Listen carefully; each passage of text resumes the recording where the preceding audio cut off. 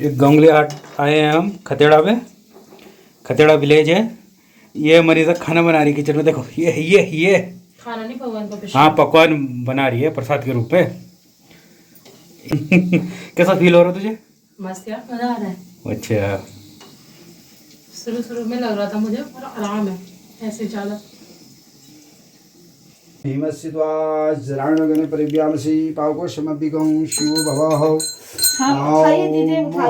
पयः पृथिव्यां पयःषदिषु अभी दोगे, रुक जाओ, धैर्य रखो, अभी सब हो जाएगा, रुक जाओ।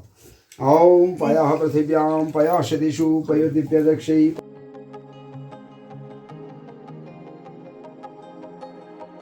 ये सेमदेव का मंदिर, ये बिल्कुल शांत वातावरण में, ये हमारे घर के ऊपर ही है। इधर जहाँ मुझे दिखी थी 6 आकृतियाँ दिखी थी मूर्तियों की इस मंदिर के अंदर, उन्हीं को सेम देवता कहते हैं।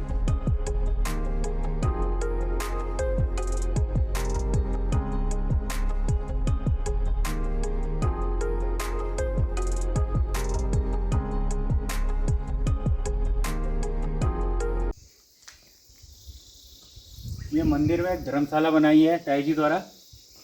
कोई भी आके राहगीर आके इसमें विश्राम कर सकता है और मंदिर में अपनी प्रार्थना कर सकता है।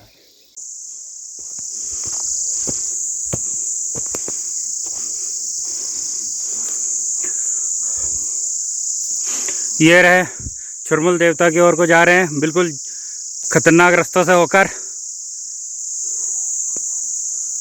यहाँ से कितना मस्त व्यू दिख रहा है। देखो, ये देवदार के वृक्ष, जंगलों के बीच में मंदिर और बिल्कुल पहाड़ी रास्ता, उबड़ खाबड़। लोगों को ये चीज़ ट्रैकिंग लगती है। बस पूरा सामान वामान लेके इन रास्तों में चलने को ये लोग ट्रैकिंग बोलते हैं। ये तो हम बचपन से करते हुए आ रहे हैं।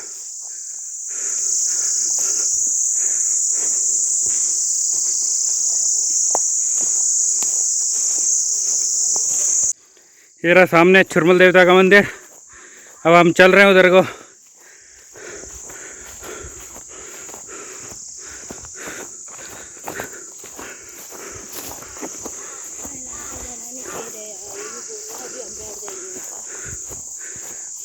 ये लोग इधर ही तक आएंगे। अब तुम लोग यहाँ से यहाँ का व्यू देखो अच्छे से, मैं पूजा पाठ करके आता हूँ। ठीक है। ये दद्दा पूजा करने जा रहा है। ये देखो यहाँ चुरमुल मंदिर से नीचे का नज़ारा।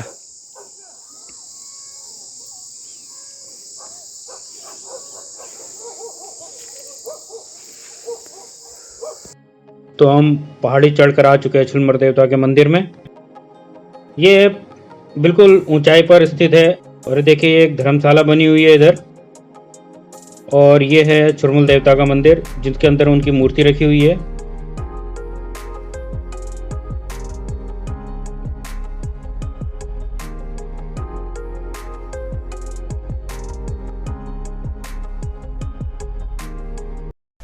अब हम आ चुके हैं पाताल भुवनेश्वर। ये देखिए पाताल भुवनेश्वर से पंचाचूली की कितनी मस्त पहाड़ियाँ दिख रही हैं।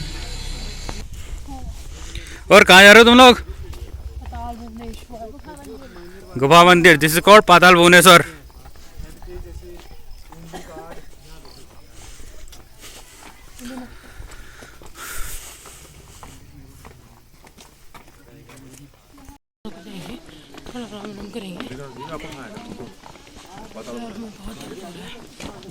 हम पहुंच चुके हैं एक शांत वातावरण में स्थित मंदिर जिसे गुफा मंदिर बोलते हैं। ये है हमारा पाताल भुवनेश्वर।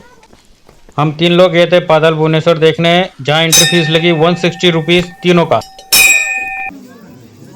गुफा में आप मोबाइल और कैमरे के साथ प्रवेश नहीं कर सकते, इसलिए वो इधर जमा हो जाएगा और आप जूते खोलकर ही गुफा में प्रवेश करेंगे। ये रही वो गुफा जिसके अंदर हमने जाना है। और हम इस गुफा में कैमरा और मोबाइल नहीं ले गए क्योंकि परमिशन नहीं थी, तो हमें गाइड ने सारा गाइड किया। ये पाताल की जो गहराई है भैया, ये 90 फीट गहरी है गुफा। 82 सीढ़ियाँ हैं इसमें। तो इसकी मान्यताएं जो हैं वो 4 धामों की हैं। तो स्कंदपुराण मानस खंड में इसका वर्णन। तो सबसे पहले जब हम पाताल में प्रवेश करते हैं तो हमें शेषनाग से दर्शन शुरू होते हैं। तो वहाँ शेषनाग के फन फैले हुए हैं, उनके ऊपर जो है वो पृथ्वी धारण करे उन्होंने अपनी। और उसके बाद जब हम आगे बढ़ते हैं तो उस स्थान पे जो है तक्षक नाग और बासुकी नाग है। एक हवन कुंड है बना हुआ, जहाँ जन्मे जने सर्प यज्ञ किया था, सारे नागों की आहुति दी थी। उसमें से जो नाग बचे तक्षक बासुकी था। फिर हम शेषनाग के ही शरीर के ऊपर जो है यात्रा शुरू करते हैं अपनी। तो आगे जाने के बाद जो है अर्ध गणेश है, सरकटे गणेश जी हैं, उनके ऊपर से अष्टदल ब्रह्म कमल से जो है जलाभिषेक होता है उनके ऊपर। उनके बाद बगल में जो है केदारनाथ, बद्रीनाथ, अमरनाथ के दर्शन है, उनकी जटाएँ हैं, उन जटाओं से जलाभिषेक होता है तीनों ज्योतिर्लिंगों पर। उसके बाद फिर सामने में है काल भैरव भगवान शिव के अवतार के दर्शन है, जिन्होंने अपनी जीभ बाहर को लटकाई हुई है, मुँह खुल रखा है उन्होंने। तो उनके पहुँच के मार्ग में प्रवेश करना कलयुग के इंसान के लिए बताया कि मोक्ष की प्राप्ति हो जाएगी, उससे पुनः जन्म के बारे में नहीं बताया गया, मगर जाना कलयुग के लिए वर्जित है, उसमें कोई दैविक शक्तियाँ ही प्रवेश करेंगी। उसके बाद फिर भगवान शिव की झोली है, बगल में भगवान शिव का आसन बना हुआ है, उसके बगल में पाताल भुवनेश्वरी देवी के दर्शन है। फिर 4 द्वार बने, उसमें धर्म मोक्ष का द्वार है, रण पाप बंद बताए गए हैं। फिर उसके बाद विशाल मैदान आने के बाद एक कल्प वृक्ष का पेड़ है, जो समुद्र मंथन के 14 रत्नों में निकला। फिर उसके बाद ब्रह्म कपाली है, जहाँ पे पितरों का जो है पिंडदान दिया जाता है। ऊपर से कामधेनु के थन से जो है दूध की धाराएँ गिरती थी, जो कई युग पहले, जो आज कलयुग के लिए जल बन के अभिषेक हो रहा है। उसके बगल में है भगवान शिव की जटाएँ बनी है, उनके नीचे 33 कोटि देवी देवताओं के पिंड है। बीच में नर्मदेश्वर रूप में भगवान शिव का शिवलिंग उत्पन्न है। फिर बगल में है राजा भगीरथ, जो अपने पूर्वजों के लिए गंगा लाए थे। फिर एक कुंड बना हुआ जो विश्वकर्मा जी ने बनवाया था, और उसके बगल में नंदी बैल के दर्शन है। फिर मैन शिवलिंग के दर्शन है, जो पाताल भुवनेश्वर में स्वयंभू प्रकट हुए 6 तलों से, उनके ऊपर किलित किया गया ताम्र पात्र का कवर है किया गया। तो उसके बाद फिर कलयुग में आना शुरू हुआ, पाताल में प्रवेश किया मानव रूप में इंसानों ने। फिर उसके बाद एक गुफा है, जो पंच पांडव की गुफा, जहाँ आखिरी बार भगवान शिव के साथ चौपड़ किया था पांडवों ने, और वहीं से शरीर त्यागने के लिए बद्रीनाथ चले गए थे, मगर वो गुफाएं कलयुग के लिए बंद है अभी इस समय। तो उसके बाद वहीं से हम दर्शन करके जब लौटते हैं तो हमें 4 युगों के दर्शन होते हैं, जिसमें कलयुग को अंत की ओर अग्रसर दर्शाया गया, जहाँ एक ब्रह्मांड से उसे छूने में सृष्टि का अंत और विनाश कलयुग का होगा, नया युग का आरंभ होगा सतयुग का। तो वहाँ 4 पिंडियाँ हैं, कलयुग, त्रेता, द्वापर और सतयुग के।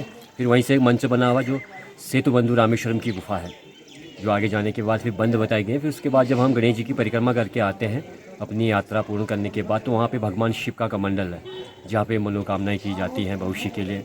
उसके बाद ऐरावत हाथी के पैर हैं, जहाँ पे इंद्र की सवारी थी वो। तो उसके बाद जब हम पाताल से आते हैं वापसी में फिर, तो यहीं पे हमारे संपूर्ण दर्शन पूर्ण हो जाते हैं। धन्यवाद। यो एंजॉय, मजा आया, मजा आया। गए थे अंदर या नहीं गए थे? कितना मजा आया है? अंदर जाके बिल्कुल गुफा लगी। कैसा लगा अंदर जाके? पाताल भुवनेश्वर के दर्शन करने के बाद और उस अद्भुत दृश्य को अपने आंखों में हमेशा के लिए समाने के बाद हम निकल चले पहाड़ी वादियों से। ये तो ओले पड़ने लग गए, मतलब हम डोंगली हाट का टूर कंप्लीट करके आए और रास्ते में हमको ओले मिलना चालू हो चुके हैं। बिल्कुल पूरी रोड ओलों से पट गई है और बिल्कुल ओले गिरने की दनादन आवाज़ें आ रही हैं।